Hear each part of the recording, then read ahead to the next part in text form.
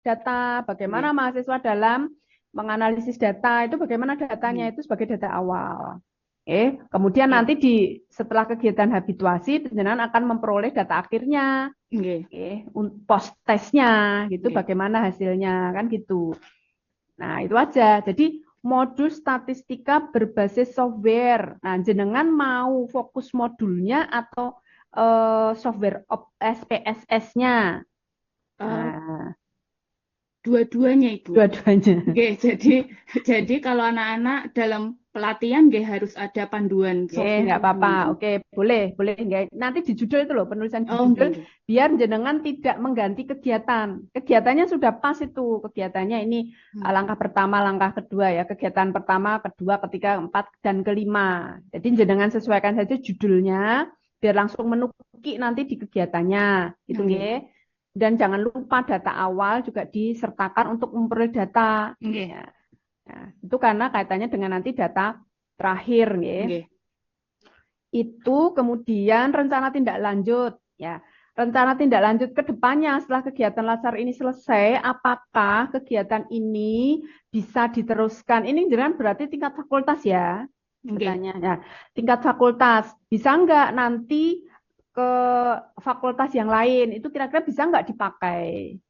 Nah, seperti itu. Saged. Nah, modulnya. Makanya itu Nggih. nanti jangan tuliskan di Nggih. kegiatan penutupnya. Jadi kegiatan penutup itu nanti ada rencana tindak lanjut ke depannya. Itu Nggih. nggih. Nah, Baik, terus waktunya habis, Ibu. alah habis. Halo, malah lali pertanyaan ini tak tekone apa.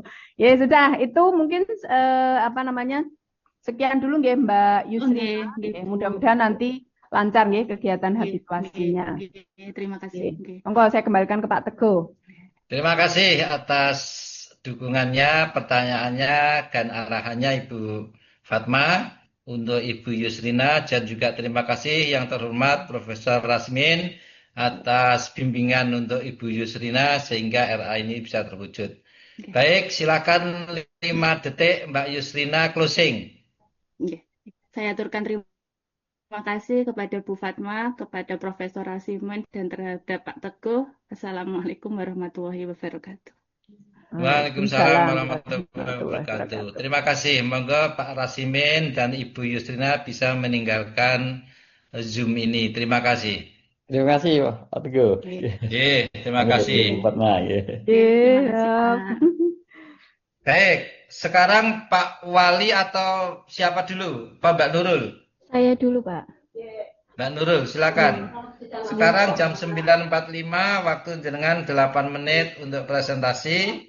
Kemudian nanti untuk mentor 4 menit, untuk Ibu Fatma 8 menit. Waktu dimulai dari sekarang jam 9.45. Monggo Ibu. Ya, terima kasih. Izin share screen ya, Bapak. Nggih, Mbak Mas Nurul. Wali bisa off cam dulu. Mas Wali. Wali Al Akbar bisa off cam dulu. Akrum.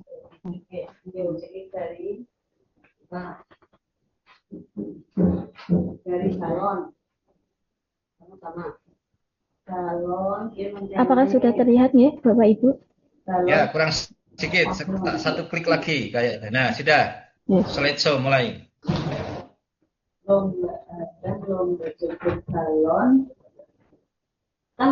Baik, terima kasih. Assalamualaikum warahmatullahi wabarakatuh. Waalaikumsalam. Yang terhormat Ibu Dr. Fatma Widyastuti SPD MED selaku penguji pada pagi hari ini, yang saya hormati Bapak Dr. Andes Teguh Suyitno MPD selaku coach saya. Yang selanjutnya yang saya hormati Bapak Wahyono Hadi Susilo SPD MPD MAT selaku mentor saya. Selanjutnya, perkenalkan saya Nurul Isnaini, peserta Latsar CPNS Angkatan 14 Kelompok 4, akan mempresentasikan rancangan aktualisasi yang sudah saya susun. Rancangan aktualisasi saya berjudul Optimalisasi Pembelajaran Fikih Kontekstual untuk meningkatkan pemahaman dan pengamalan ibadah siswa kelas 7 di MTSN 2 Kebumen. Latar belakang saya mengambil judul ini itu adalah yang pertama, karena pendidikan saat ini menuntut pembelajaran yang tidak hanya berfokus pada teori, tapi juga praktek. Untuk menjalankan peran tersebut, guru perlu berpegang pada nilai-nilai berakhlak, manajemen ASN, dan smart ASN. Jadi berdasarkan hasil observasi selama kurang lebih 1 bulan di MTSN 2 Kebumen, pembelajaran fikih di sini itu masih cenderung teoritis, berpusat pada metode ceramah dan hafalan. Kondisi ini membuat siswa kurang mendapatkan pengalaman langsung, sehingga keterampilan mereka dalam mengamalkan ibadah sesuai tuntutan syariat menjadi rendah. Oleh karena itu, dibutuhkan inovasi pembelajaran fikih yang bersifat kontekstual, aplikatif, dan relevan dengan kehidupan sehari-hari siswa. Tujuan rancangan aktualisasi ini yaitu yang pertama mengintegrasikan nilai berakhlak, prinsip manajemen ASN, dan profil smart ASN ke dalam pembelajaran. Yang kedua, mengembangkan model pembelajaran fikih kontekstual dan aplikatif untuk meningkatkan pemahaman serta keterampilan ibadah siswa. Tujuan yang ketiga yaitu memenuhi persyaratan kelulusan Latsar CPNS melalui penerapan rancangan aktualisasi di tempat kerja. Sedangkan ruang lingkup dari rancangan aktualisasi ini yaitu kegiatan mencakup pengembangan pembelajaran fikih kontekstual dan aplikatif bagi siswa kelas 7 MTSN 2 Kebumen tahun pelajaran 2005-2026. Pelaksanaan berlangsung di MTSN 2 Kebumen mulai tanggal 21 Agustus hingga 27 September 2025 melalui perencanaan, pelaksanaan, dan evaluasi pembelajaran. Hasil observasi selama kurang lebih 1 bulan di MTSN 2 Kebumen, saya menemukan ada 5 isu, yaitu yang pertama minimnya literasi fikih siswa, yang kedua kurang optimalnya pembelajaran fikih kontekstual dan aplikatif, yang ketiga kurang optimalnya pemanfaatan media digital dalam pembelajaran fikih, yang keempat terbatasnya media praktik dalam pembelajaran fikih, serta yang kelima yaitu kurang maksimalnya keikutsertaan siswa dalam kegiatan tadarus pagi. Berdasarkan tapisan isu metode APKL dan juga USG, menunjukkan core isu adalah kurang optimalnya pembelajaran fikih kontekstual dan aplikatif yang berdampak pada rendahnya keterampilan ibadah siswa.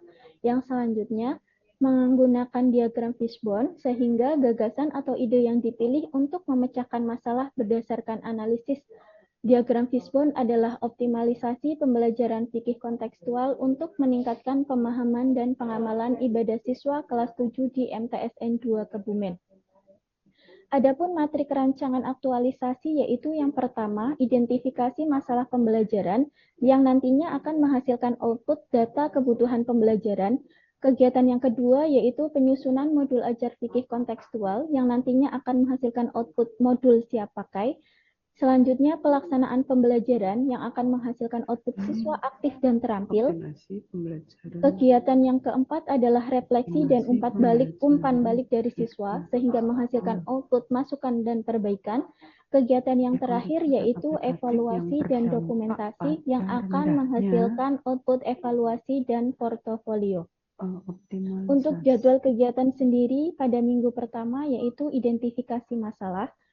Pada minggu kedua yaitu penyusunan modul ajar. Kegiatan minggu ketiga sampai minggu kelima yaitu pelaksanaan pembelajaran fikih kontekstual. Pada minggu keenam yaitu refleksi dan evaluasi hasil belajar. Adapun kendala yang dialami selama kegiatan aktualisasi yaitu mungkin partisipasi siswa yang kurang, keterbatasan media pembelajaran, dan waktu yang terbatas. Sehingga diperoleh antisipasi seperti metode pembelajaran interaktif, kolaborasi antar guru, serta penggunaan media alternatif. Adapun tindak lanjut yaitu modul ajar fikih kontekstual akan digunakan secara berkelanjutan disertai dengan evaluasi berkala dan berbagi praktik baik kepada guru fikih maupun sesama guru lain untuk mendorong pembelajaran kontekstual di mata pelajaran lain. Sekian, terima kasih. Baik, terima kasih Ibu Nurul Isnaini atas presentasinya. Saatnya yang terhormat Bapak Wahyono Hadi Susilo sebagai mentor untuk memberi penguatan waktu maksimal 5 menit dari sekarang. Silahkan. Assalamualaikum warahmatullahi wabarakatuh. Waalaikumsalam. Yang terhormat Ibu Fatma selaku penguji, juga Pak Teguh Suyitno dari Balai Diklat Keagamaan Semarang, serta Bu Nurul Isnaini, SHI, guru kami CPNS tahun 2025 yang pada kesempatan ini sedang merancang untuk pelaksanaan aktualisasi pada mata pelajaran yang diampu oleh Bu Nurul Isnaini di mata pelajaran fikih kelas 7. Puji syukur alhamdulillah kita bersyukur kepada Allah Subhanahu wa taala, kita diberi kesempatan untuk bisa bertatap muka dalam wacana ataupun dalam Zoom ini. Tetap sholawat salam nanti akan kita haturkan kepada junjungan kita Nabi besar Muhammad Sallallahu Alaihi Wasallam. Semoga kita diberi kekuatan untuk tetap menjalankan segala ajarannya dan berharap mendapat syafaat beliau nanti di yaumil akhir. Amin. Amin ya rabbal alamin. Bapak Ibu penguji dan Bu Nurul Isnaini, kami terima kasih sekali di MTS di 2 Kebumen. Ada rancangan aktualisasi yang terkait dengan pembelajaran fikih yang selama ini berjalan di MTS di 2 Kebumen, yang mana pada siswa kelas 7 itu merupakan siswa yang baru saja di tingkat menengah, yang mana siswa tersebut berasal dari madrasah ibtidaiyah dan juga dari siswa sekolah dasar. Tentunya pemahaman mereka terhadap kemampuan mata pelajaran fikih itu tentunya tidak sama, sehingga perlu adanya rancangan ataupun modul pembelajaran, terutama dalam menyampaikan pembelajaran fikih di kelas 7 itu adalah dengan rencana dari Bu Nurul Isnaini akan menggunakan metode pembelajaran kontekstual, yang mana akan memadukan antara teori dan praktek.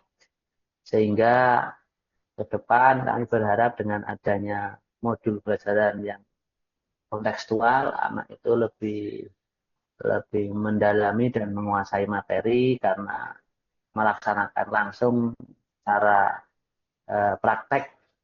Seperti materi-materi itu ada kelas 7 itu ada materi tata cara wudhu maupun sholat, dan mereka yang namanya praktek wudhu kalau tidak didampingi diajak ke tempat musola kami di tempat wudhu hanya praktek di kelas, ya tentunya secara pemahaman belum maksimal, apalagi yang terkait dengan tata cara bertayamum.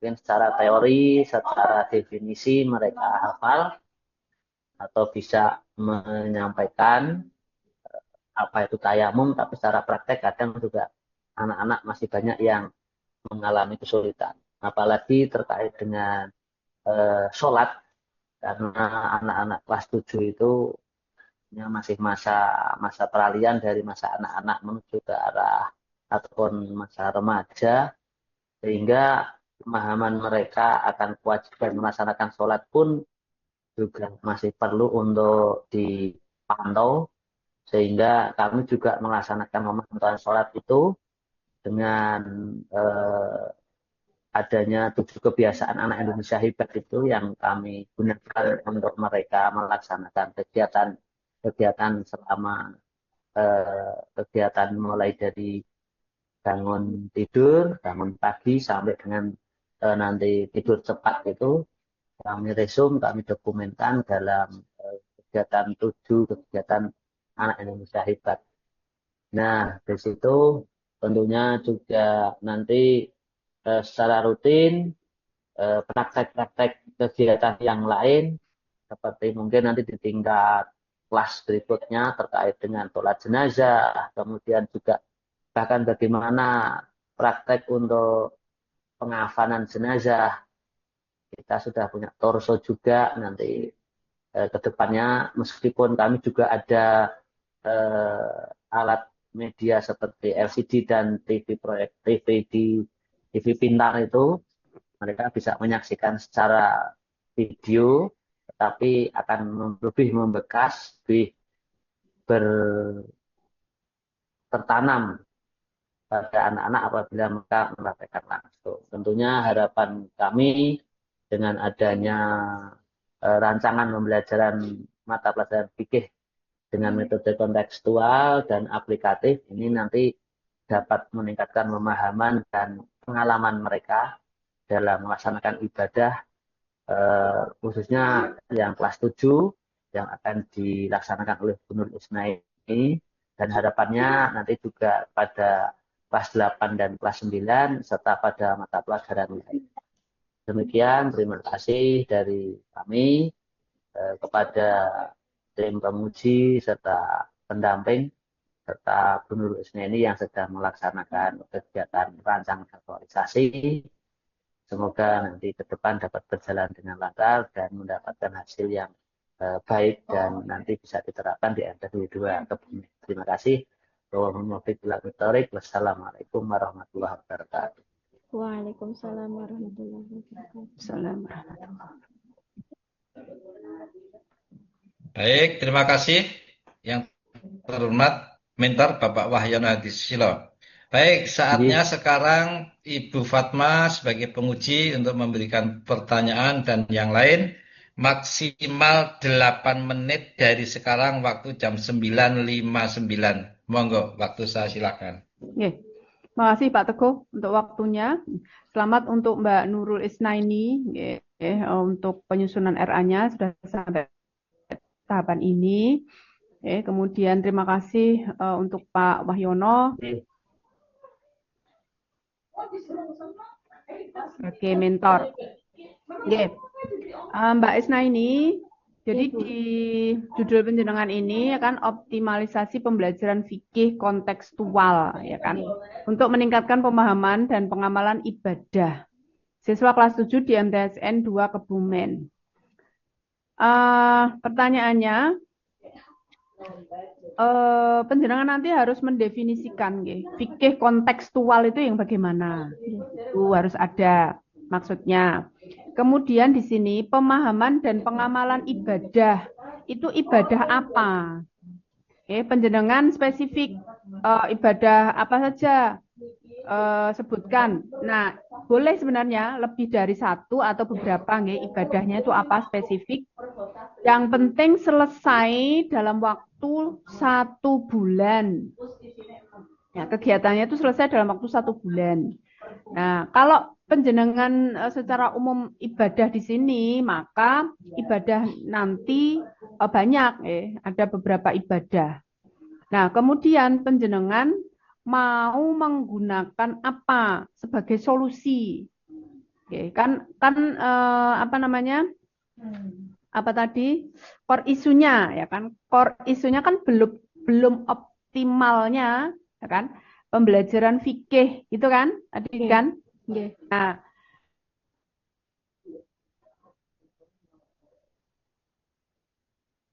ya, jadi data awal penjenengan sebagai dasar penjenengan mengangkat judul ini.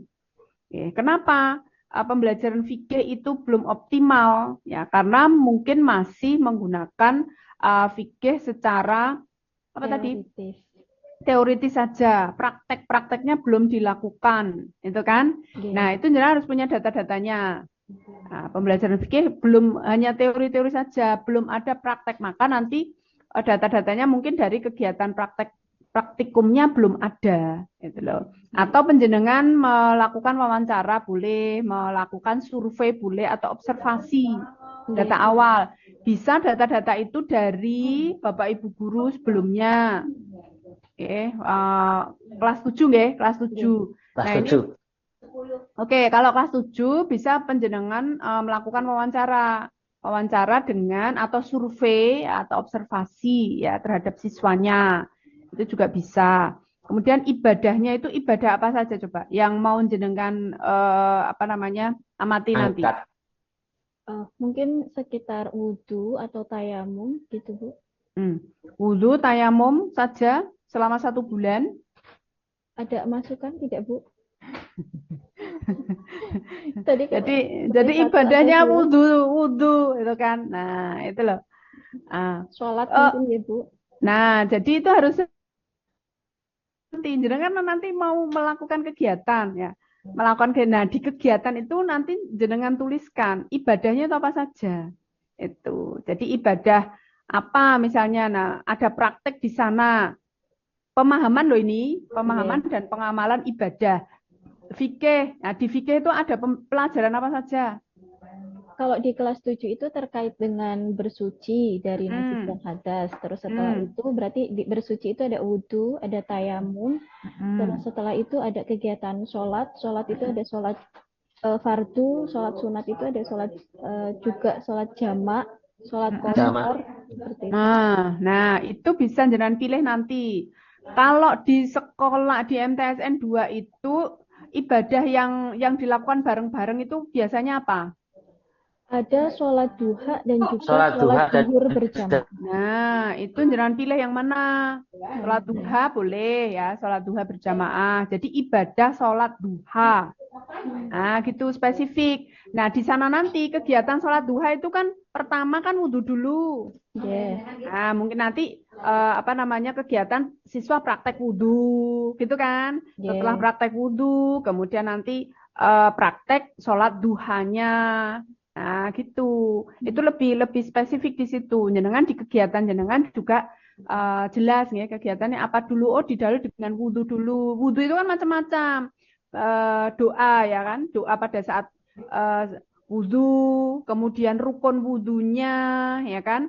Kemudian nanti sholat duha. Sholat duha itu dari apa rokaatnya, kemudian bacaannya, bacaan sholat duha.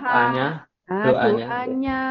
Nah, itu Hmm. jenengan sampaikan di sana, jenengan tuliskan di sana di pembelajaran gitu. Jenengan nanti buat apa RPP-nya. Jenengan kan mau mengajarin nanti ya. Iya. Jenengan buat RPP-nya yang khusus untuk ini pelajaran fikih, ya kan? Nah, itu yang akan jenengan lakukan nanti. Jadi data awal nanti bisa penjenengan mungkin nilai fikih siswa boleh dengan pretest boleh. Kalau ini kelas 7 nggih. Jenengan pretest saja. Jadi ibadah wudhu, ibadah sholat duha itu apa komponennya tadi. Kemudian siswanya bagaimana pemahamannya. Oh, ini belum paham. Oh, ini ternyata prakteknya belum bisa. Nah, seperti itulah. Yeah. Prakteknya belum memenuhi rukunnya, misalnya praktek wudhunya belum memenuhi rukun wudhu, doanya juga masih belum betul. Pada saat sholat duha, lo bacaannya kok belum yang bacaan yang untuk sholat duha, doa untuk sholat duha, ya, itu kan belum tahu. Itu bisa jenengan jadikan data awal dan juga nanti pada saat post test, jenengan sudah dapat nanti data akhir setelah kegiatan. Nah, gitu nggih. Yeah. Terima kasih Bu. Sampun ngaten Pak Teguh, terima kasih. Terima kasih. Terima kasih Mbak Nurul Isnaini dan Pak Wahyono Hadi. Nggih. Silakan Nggih, Pak. closing Nggih. secara cepat Ya. Mbak Nurul Isnaini.